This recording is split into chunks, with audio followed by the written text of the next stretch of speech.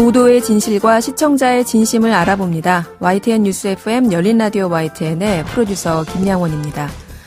세리미법 기억하십니까? 2013년 어린이집 통학 차량에 치여 숨진 세리미 사건 이후 생겨난 법인데요. 5년째 시행되고 있지만 해마다 어린이집 통학 차량과 관련된 사망사고가 끊이질 않고 있습니다. 어린이집 통학 차량을 달리는 노란 폭탄이라고 부르기도 한다는데요. 무엇이 문제인지 오늘 이야기 나눠보겠습니다. 또 지난 한 주 문재인 대통령이 단행한 중폭의 개각을 놓고 많은 뉴스가 쏟아졌습니다. 그중 하나가 문정인 대통령 외교안보특보가 주미대사로 거론됐다가 만 것이었는데요. 그 이유가 미국의 반대 때문이었다는 겁니다. 잠시 후 이 내용 팩트체크해 보겠습니다. 8월 18일 일요일 순서 바로 시작하죠.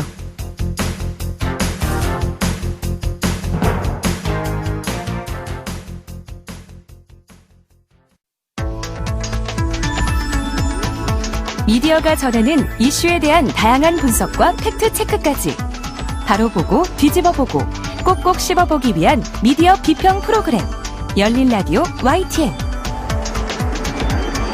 네, 지난 한 주간 있었던 뉴스들 가운데 사실 확인이 필요한 뉴스를 팩트체크해 봅니다. 팩트체크 전문 미디어죠. 뉴스톱의 이고은 팩트체커 나오셨습니다. 안녕하세요. 네, 안녕하세요. 네, 지난주 개각 이후에 주미대사로 유력하게 거론됐던 문정인 통일외교안보특보가 미국의 입장에 의해 바뀌었다. 이런 보도가 나왔습니다. 이 문제 살펴주신다고요? 네, 이 이야기의 시작은 미국 워싱턴 포스트의 외교안보 분야 전문 취재 기자인 존 허드슨이라는 사람이 본인의 트위터에 문정인이 주미 한국 대사로 취임하지 못한 건 미국 정부가 거부 의사를 표했기 때문이다. 이렇게 주장하면서입니다. 네. 이 사실이 지난 10일 바른미래당 하태경 의원이 페이스북에 허드슨 기자의 트윗을 소개하고 또 문 특보에 대해서 특보직에서 자진 사퇴하라 이렇게 촉구를 했고요. 그러면서 또 국내 언론에 다수 보도되면서 알려졌는데요. 네. 청와대는 이제 현재 이수혁 더불어민주당 의원이 적임자라서 대사에 내정했다. 이런 원론적인 입장일 뿐이지 해당 논란에 대한 특별한 입장은 내놓지 않고 있습니다. 네, 아무래도 문정인 특보에 대한 그간의 다양한 시각들이 표출된 것이 아닌가 이런 생각도 드는데 아무튼 이 내용 때문에 국내 정치권이 좀 시끄러웠어요. 네, 이 사안에 대해서 하태경 의원은 문재인 정부의 외교 역량에 대해서 문제를 삼았고 손학규 대표 역시 지난 12일에 미국이 기피하는 인물을 대사로 임명하려던 청와대의 외교 역량, 그 의도를 의심하지 않을 수 없다. 지적을 했습니다. 네. 그 반대로요. 정의당의 김종대 의원은 미국에 대해 외교농단이다. 이런 비판을 했는데요. 김 의원은 정말로 미국 정부의 비공식적 반대 이후에 문특보의 대사 내정이 교체된 것이라면 워싱턴에 누가 이런 외교농단을 했는지 밝혀야 한다. 주장을 했고요. 물론 아직 분명한 증거가 나오지는 않은 상황입니다. 단지 WP 기자의 주장이 전부인 셈인데 이 상황에서 현재 해당 사안이 정치 쟁점화되고 있는 것입니다. 네. 이렇게 외국에 대사를 파견하고 상대국이 동의하는데 어떤 국제적인 기준이 있지 않나요? 네, 외교관계에 관한 빈 협약에 따라서 아그레망을 요청하게 되는데요. 네. 보통 동맹국 사이의 아그레망은 양국 간 관계를 위해서 관례적으로 이의 없이 승인이 됩니다. 네. 만약 문특보에 대해서 미국의 비공식적 거부 의사가 실제로 있었다면 미국이 임명 후에 거부하는 것보다는 그 전에 내밀하게 이런 반대 신호를 내보내서 외교적인 갈등이 표면화된 거를 방지하기 위한 것이었다. 이렇게 해석할 수도 있을 텐데요. 실제로 진짜 임명 후에 미국이 거부한다면 이것은 외교관계에서 아주 나쁜 시그널이 됐을 것이고 이게 오히려 더 국내외적으로 큰 문제가 됐을 겁니다. 현재로서는 문특보에 대한 내정 여부와 미국의 비공식 거부 사실 자체가 확인이 되지 않는 부분인데요. 야당에서는 이게 사실이라는 전제하에 대통령의 외교 분야를 담당하고 있는 문특보의 자격에 문제가 있다. 이렇게 지적을 하고 있는 겁니다. 네, 이 논란에 대한 사실 여부, 이 청와대와 외교라인에서 확인해 줘야 되는 부분인데요. 이에 대한 확인은 없었죠? 네, 그렇습니다. 네, 그럼 다음 사안 팩트 체크해 보겠습니다. 이번 내용 역시 개각 인물에 관한 것인데요. 네, 사실 이번 개각에서 가장 주목을 받는 인물, 아무래도 조국 전 청와대 민정수석 비서관이자 현재 법무부 장관 후보자입니다. 네. 최근에 서울대 최대 규모 온라인 커뮤니티 스누라이프에서요, 2019년 상반기 가장 부끄러운 동문 1위로 조 후보자를 선정을 했는데요. 네. 조 후보자는 지난 12일 오후 기준으로 총 3,788표를 얻어서 87%의 압도적인 득표율로 1위를 기록했습니다. 그런데 이 투표 결과가 조작됐다는 의혹까지 제기되면서 또 한 차례 논란이 있었는데요. 네. KBS가 스누라이프 아이디를 매매해서 투표에 참여하는 행태를 고발하면서 투표 조작 가능성도 제기를 했습니다. 아이디를 매매해서 투표에 참여했다. 그럼 이거 만약 조작됐으면은 여론 조작 아닙니까? 네. 그래서 여론 조작의 근거라고 할 수 있는 이 부분을 좀 살펴보니까 우선 투표를 시작한 뒤에 이제 중고 사이트에서 계정을 매매한다는 글이 올라왔다는 건데 이 관련 글이 불과 2건에 불과했습니다. 네. 조회수가 170여 건인데요. 뭐 만약에 조회한 사람들이 모두 계정을 매매하고 또 여론 조작에 이용됐다 이렇게 하더라도 2위 후보자와는 2,400표 이상 차이가 났거든요. 그래서 네. 투표 결과에 영향을 미칠 만한 수준은 아니었다. 이렇게 볼 수 있을 것 같고요. 또 더 중요한 것은 해당 설문조사가 서울대 학생들의 전체적인 여론을 반영한다고 볼 수는 좀 없다는 점입니다. 네. 이 사이트에는 재학생 외에도 졸업생들의 이용률이 사실 많이 높고요.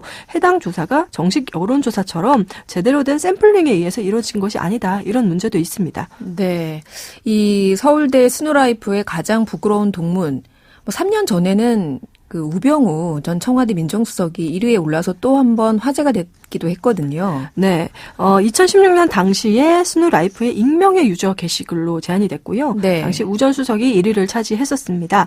당시에는 국정농단 게이트에 서울대 논문이 많이 기여한 걸로 드러나면서 이런 조사가 또 이루어졌었는데요. 네. 방식이 한 사람이 최대 3명 투표할 수 있고 한 후보에게 중복 투표는 불가능하다. 뭐 이런 방식이 뭐 이번에도 또 똑같이 적용이 됐었고요. 네. 문제는 이 투표 자체가 좀 이벤트성이고요. 조사 당시 현안이나 여론의 영향을 크게 받을 수밖에 없다는 점입니다.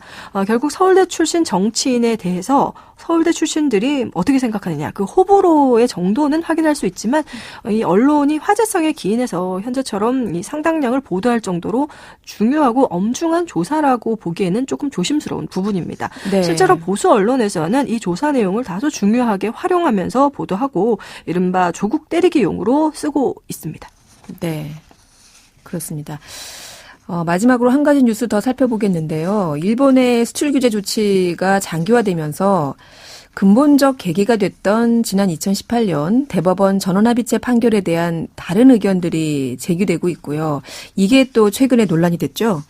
네, 지난 1일 YTN 뉴스에 출연한 송환석 자유한국당 의원이 지난해 대법원 판결에 대해서 1965년 한일 청구권 협정에 개인 청구권이 포함됐다는 것이 당초 취지였다. 이렇게 알고 있다고 말을 했습니다. 네. 이 발언에 대해서 국민들이 비판이 많이 거셌고요. 또 송 의원의 지역구에서까지도 1인 시위가 벌어졌다고 합니다. 네. 현안에 대해서 뭐 견해는 다를 수 있습니다.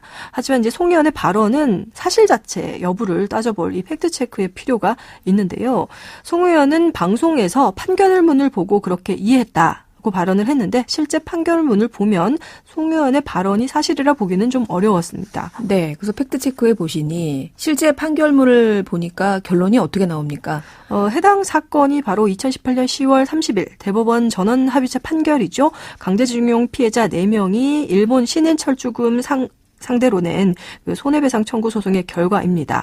뭐 누구든지 대법원 종합법률정보센터 홈페이지에서 이 사건 번호만 검색해도 알 수 있는데요. 네. 이 내용을 보면 신일 철주금에 대한 손해배상 청구권은 청구권 협정의 적용 대상에 포함되지 않는다는 게 핵심입니다.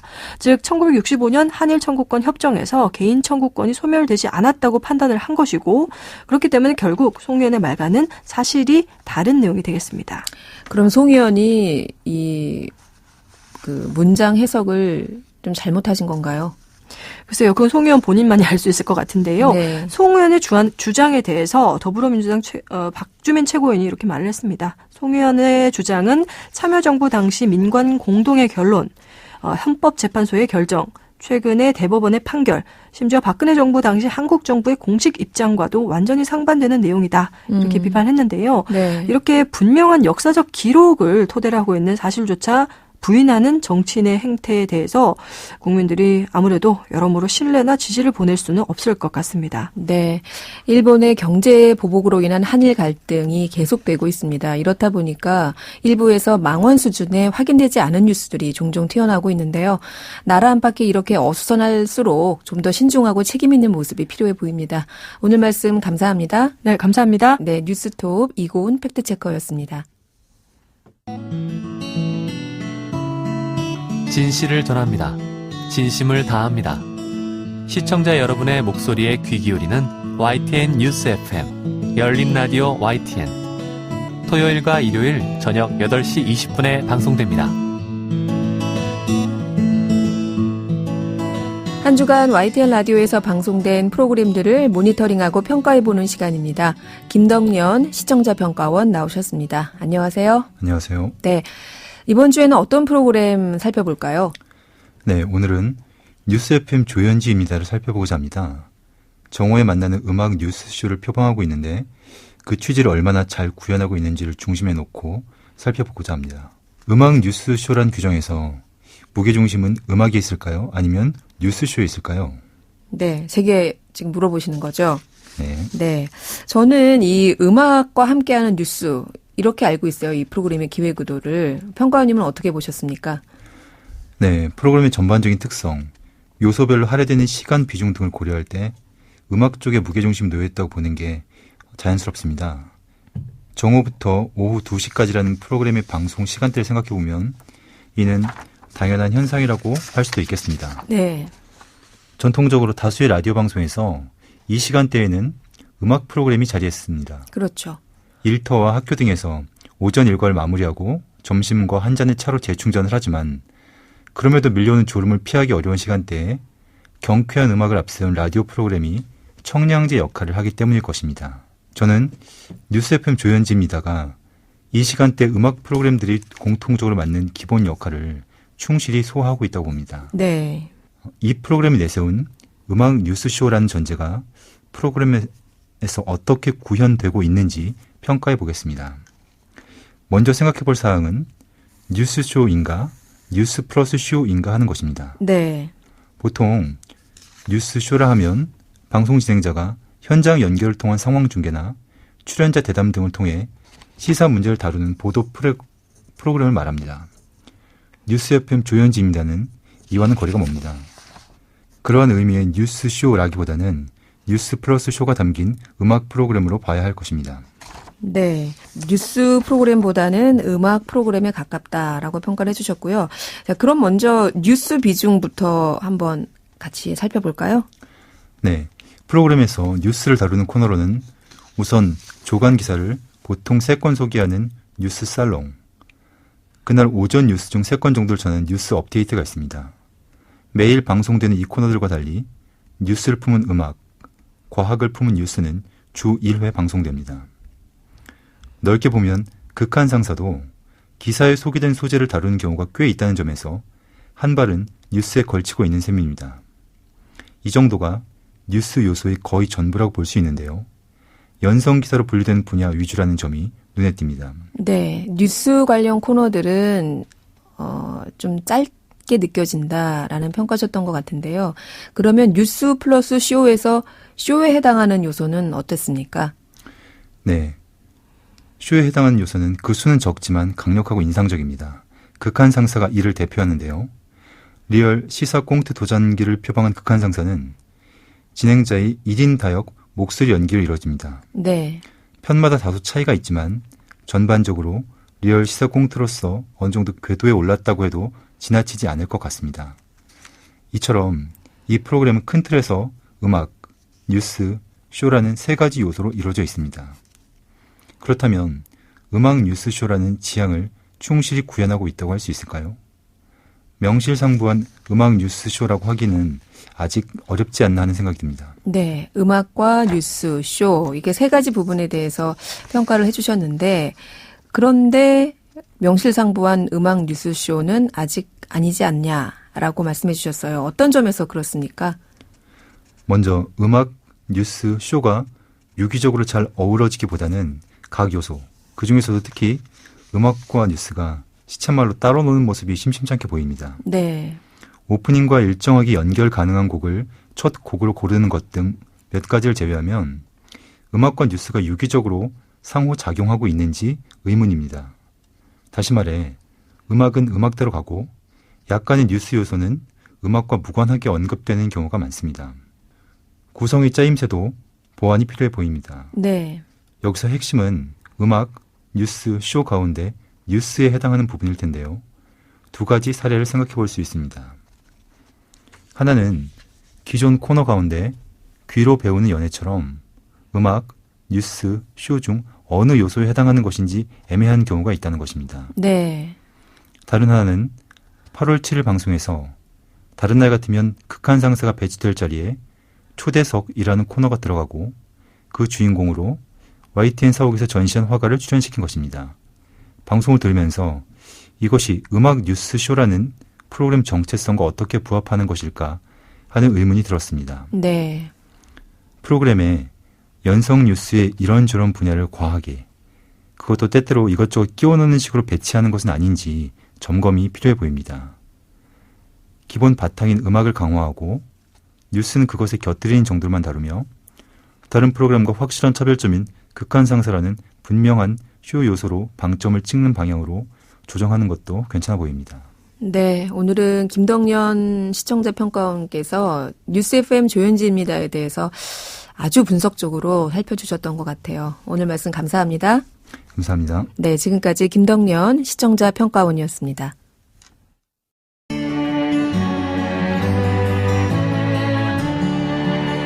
더불어 사는 세상, 함께 살아가기 위한 공동체의 가치와 나눔의 의미를 생각해봅니다.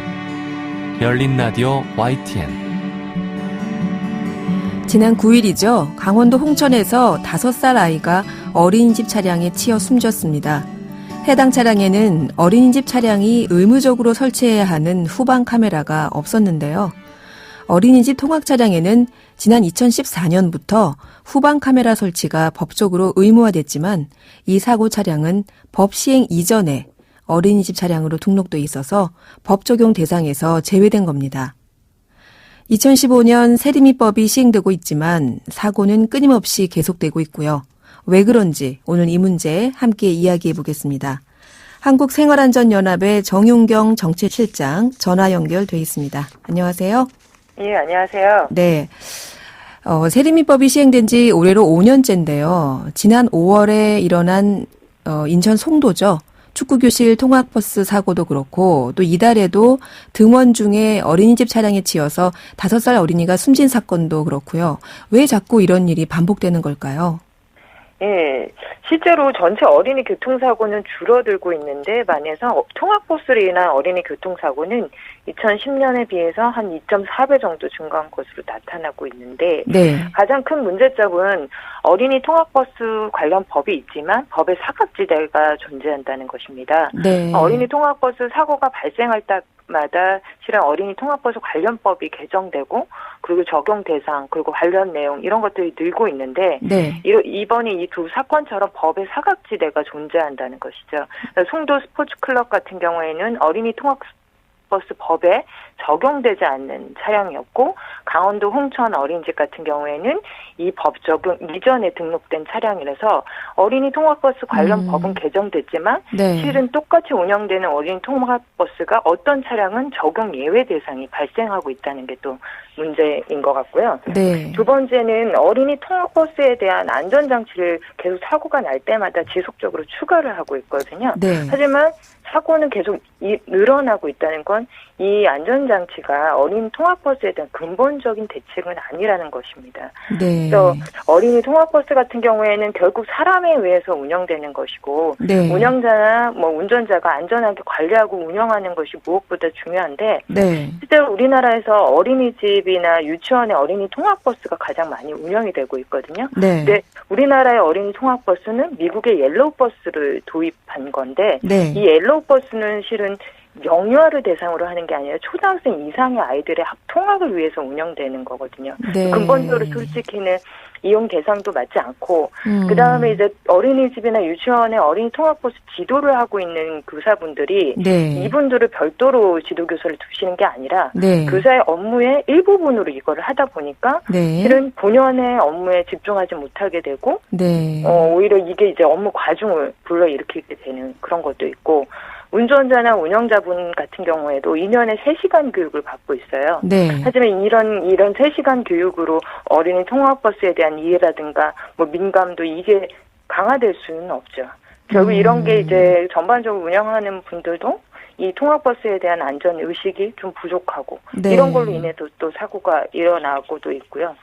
마지막으로 뭐 송도 스포츠클럽 사고 같은 경우에는 신호위반 같은 사고를 했잖아요. 그랬죠. 그래서 어린이 통학버스를 운영하면서도 실은 이런 법규들을 위반했는데 네. 실제로 어린이 통학버스와 관련된 법들이 있지만 현장 단속이 이루어지지 않습니다. 네. 그러니까 이 현장 단속이 잘 이루어지지 않는 상태에서 네. 더 얼마나 많은 법규를 위반하는지도 알 수가 없는 상태고 네. 그리고 이제 사고가 발생한 후에도 실은 처벌이나 책임 소재가 불분명한 경우도 많이 발생하고 있는 상황이 사고의 근본적인 원인이라고 생각합니다. 네. 첫 질문부터 지금 결론을 다 말씀해 주셨어요. 네. 이런 사고가 발생하는 원인에 대해서 일단 뭐 사각지대에 있는 경우도 많았고 또 안전장치를 계속해서 추가하고 있지만 과연 이런 것들이 근본적인 대안인가라는 부분도 지적을 해 주셨고요. 미국의 옐로버스를 따라서 만든 어린이집 통학 차량이지만 사실은 미국의 옐로버스 같은 경우에는 초등생 이상을 대상으로 했다. 되게 중요한 부분 짚어주셨고 운전자 어린이집 통학버스 운전자들이 1년에 3시간이요? 2년에 3시간. 2년에 3시간이요. 네네. 그럼 뭐 거의 교육 안 받으신다고 봐야 되겠네요. 네, 이제 이런 물리적 시간에 이런 거를 다 이해하신다는 것 자체가 조금 어려우시죠. 그렇겠네요. 네, 그렇습니다. 먼저 결론을 잘 정리해서 말씀해 주셨는데, 그럼 우선 우리가 하나하나 좀 살펴볼게요.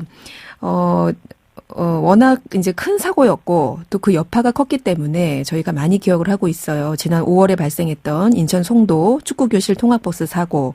이 버스의 경우에는 세림이법 적용 차량이 아니었다고 하는데요. 왜 그런가요? 예, 현재 이제 어린이 통학버스 적용 대상은 유치원, 초등학교, 학원, 체육시설로 구분이 되어 있는데요. 네. 송도 스포츠클럽은 서비스업에 속해 있기 때문에 적용 대상이 아닙니다. 학원이 아니었어요. 네, 그리고 지금 뭐 체육시설 같은 경우에는 네. 경우에도 태권도, 유도, 검도, 권투, 레슬링, 우슈, 합기도 이런 7종목으로 한정이 되어 있어요. 근데 실제로 지금 요즘에 스포츠 클럽이나 뭐 농구 교실 이런 거 많잖아요. 사설 네. 근데 이런 사설 스포츠 클럽은 여기에 포함되어 있지 않습니다. 그랬군요. 네. 네. 그 두 번째로 세림이법을 보면 안전벨트 착용이라든가 아니면 인솔교사가 차량 내에 동승을 해야 된다든가 이런 의무사항이 있습니다. 근데 그렇다고 하면 이번에 사고 차량 같은 경우에 그 세림이법의 사각지대에 있다 이렇게 볼 수가 있는 거죠. 네. 이번 송도 스포츠클럽 차량 보면 차량 색상만 노란색이지 어린이 통학버스 적용 대상이 아니기 때문에 어린이 통학버스가 아니라는 거죠. 실제 도로교통법에서 이 세림이법에서 어린이 통학버스 적용 대상의 의무사항들은 먼저 어린이 통학버스로 운영을 하시려면 반드시 등록하고 운영을 하셔야 돼요. 네. 그런 다음에 어린이 통학버스를 운영할 때는 동승자를 의무적으로 배치해 주셔야 됩니다. 네. 또 운전자나 운영자가 안전교육을 2년에 한 번씩 의무적으로 받아야 되는데 송도 스포츠클럽은 이런 내용의 예외 대상이었던 거죠. 그럼 이렇게 법규를 위반했을 경우에 처벌 규정이 있습니까? 예, 물론 처벌 규정이 있습니다. 뭐 신고하지 않고 운영했을 때는 30만 원. 네, 있고 지도를 해줄 수 있는 보호자를 탑승시키지 않았을 때는 한 13만 원. 네, 벌금이 있고 벌점도 있습니다. 네. 그리고 안전띠를 착용하지 않았을 때도 범칙금이 있고요. 그리고 네. 안전교육 이수를 하지 않을 때도 범칙금이 부과되고 있습니다. 그리고 또 요즘에 올해 들어서 4월부터 어린이 하차 확인 장치를 또 해야 되거든요. 네. 이걸 또 하지 않은 차량에 대해서도 20만 원 이하의 벌금이나 구류 또는 과료를 부과할 수 있도록 지금 법이 현재 되어 있는 상황이죠. 글쎄요, 뭐 듣기에 따라 다르겠지만 제 생각에는 처벌 규정이 좀 약한 게 아닌가 이런 좀 생각이 드는데요. 어떻게 네. 보시나요, 전문가들은? 예, 실제로 어린이통합법상의 범칙금이나 뭐 벌점 뭐 이런 거는 운전자의 어떤 부주의나 과실에 대해서 예, 구속 없이 5년 이하의 금고, 2천만 원 이하의 벌금 등을 부과하도록 되어 있습니다. 하지만 현실적으로 대부분 불가능한 상황이고, 네. 그리고 가장 큰 문제가 어린이통합법 사고가 계속 발생하더라도 별다른 처벌이 없다는 거죠. 이 그렇죠. 책임에 대한. 네. 예, 그래서 어린이 통학버스 사고가 발생했을 때 이 책임에 따른 처벌이 강화돼야 되는데 지금 네. 현재로서는 그런 부분이 없는 상황인 거죠. 근데 사실 학부모들은 이런 내용을 잘 알지 못하는 것 같고요. 이 법에 대한 이제 홍보도 문제지만 잘 모르고 일단 아이들을 맡겨요. 그래서 네. 근데 또 이런 아이를 맡긴 입장에서는 이 어린이집이나 학원 측에 왜 이렇게 안전규정을 지키지 않느냐라고 따져 묻는 것도 쉽지 않잖아요. 네. 보통 이제 학원이 이거를 서비스의 개념으로 운영을 하고 있는 상황이기 때문에 네. 학부모님들은 또 학부모 입장에서 이 법을 잘 모르시면 외관이 노란색이니까 네. 어린이 통학버스지 이렇게 생각하실 수 있을 건데 네. 이번 사건처럼 그렇지 않은 경우가 대다수입니다. 네. 그래서 실제로 이게 그래도 안전하게 통학버스로 초등학생을 가진 자녀분이 계시다면 네. 등록이 되어 있는지 그리고 어떻게 운영이 되고 있는지 정도는 솔직히는 내 아이의 안전을 위해서는 확인하고 학원에 실은 요구하는 것도 맞는 것 같아요. 네. 그리고 실제 저도 아이가 중학교 다닐 때 학원 버스가 어떻게 등록이 된 차량인지 확인을 한 적이 있는데, 네. 실제로 어린이 통학버스 정보 시스템이라는 사이트가 있습니다. 네. 네, 여길 들어가시면 네. 어린이 통학버스로 등록된 차량은 차량의 이제 정보들을 확인할 수 있고요. 네. 어느 버스랑 어느 전세 버스랑 계약이 되어 있는 이런 사항들도 확인을 할 수가 있고, 네. 실제 어린이 통학버스로 만약에 등록된 차량을 아실 수 있는 방법은 차량의 등록증을 비치하게 되어 있어서 이것도 한번 확인하실 수 있는 상황입니다. 네. 하지만 이제 학원도 앞서 말씀드린 것처럼 업종이나 이런 대상에 따라서 워낙 다양하게 적용이 되기 때문에 네. 학부모님들께서 직접 등록 여부를 확인하시는 게 저는 조금 필요하다고 생각이 듭니다. 네, 근본적인 이런 사고에 대한 원인을 없애기 위해서는 어린이나 혹은 청소년들을 태우는 차량에 대해서 어떤 등록을 의무화하는 제도가 있으면 어떨까 싶은데요. 일단 등록은 지금 어린이 차량의 경우에는 의무화되어 있는 건가요? 네, 어린이 통학버스를 운영하고자 하는 다만 이제 아까 말씀드린 것처럼 연령 제한이 있어요. 13세 네, 미만의 네. 네, 이 차량에 대해서는 지금은 운영을 하는 것은 신고를 의무화되어 있는 상황입니다. 네, 그렇군요. 인천에서는 이번에 축구교실 통학버스 차량 사고를 계기로 인천 내 모든 통학버스에 대해서 안전실태 검수조사에 나섰죠. 그런데 그동안 이런 안전검사가 이루어지지 않은 건 아니잖아요, 또. 그래서 하지 않는 것보다는 사후 약방문이지만 이렇게 위안을 얻는 분들도 계시겠지만 이렇게 계속해서 반복되는 사고의 근본적인 대책, 어떤 것들이 좀 필요할까요? 예, 저는 어린이 통학버스 사고를 줄이기 위해서 안전장치 추가 같은 어떤 단발적인 그런 대책보다는 네. 조금 더 실효성 있는 법과 제도 마련이 필요하다고 보는데요. 네. 우선 이제 어린이 통학버스 관련법의 사각지대를 없애는 게 중요할 것 같습니다. 그래서 어린이를 탑승시켜 운행하는 모든 버스에 대해서는 어린이 통학버스 신고 대상에 좀 포함시켜야지 될 것 같고요. 네. 그리고 어린이 통학버스를 운영하고 안전하게 운영하기 위해서는 관련 범칙금을 좀 강화하고 사고 발생에 따른 좀 처벌을 강화시키는 내용이 좀 포함되어져야 될 것 같다고 생각합니다.